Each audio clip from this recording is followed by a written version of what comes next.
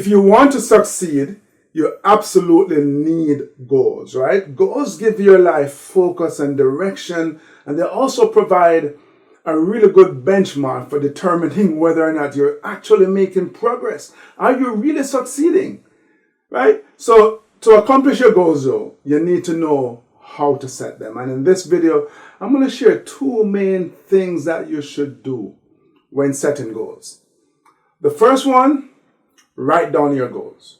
Write down your goals. The physical act of writing down a goal makes it real, makes it tangible. I mean, how many times have you stored something in your head, right? Something important. And then when you think of it the next time, you are a little off, right? You're a little unsure of some of the details. That's what happens when you store things in your head. Writing down your goals says that you're making a commitment to their achievement, and that helps you to clarify exactly what needs to be achieved, and it guides and it directs and it dictates your actions. The second thing is that when you write goals, you should write SMART goals. SMART is an acronym, and the S stands for specific, right? Your goal must be clear and well defined. Goals such as, I want to be rich, or I want to be as successful as possible, are not, I repeat, not what we would define as being specific. That's vague, very vague, and vague or generalized goals are not very helpful in providing you the direction that you want to go. So be sure to be clear about where you want to end up. The M in SMART stands for measurable.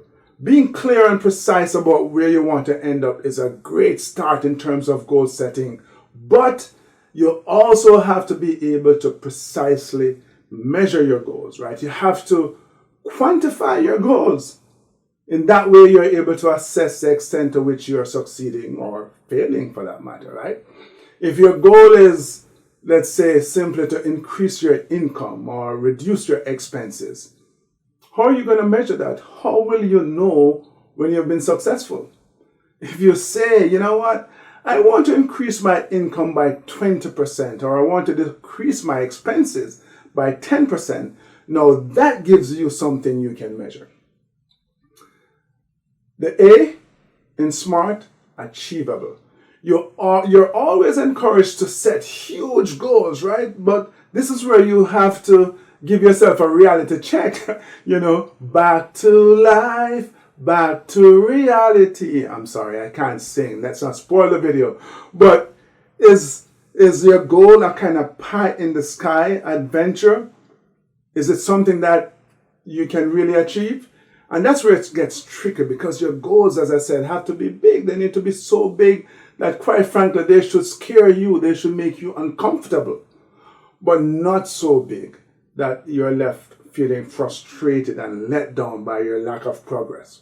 So the question you have to answer for yourself with some effort, with, quite frankly, considerable effort, how can you acquire the knowledge and develop the skills and marshal the resources that you will actually need to accomplish your goals? Are you able to do that? Then that makes your goal achievable.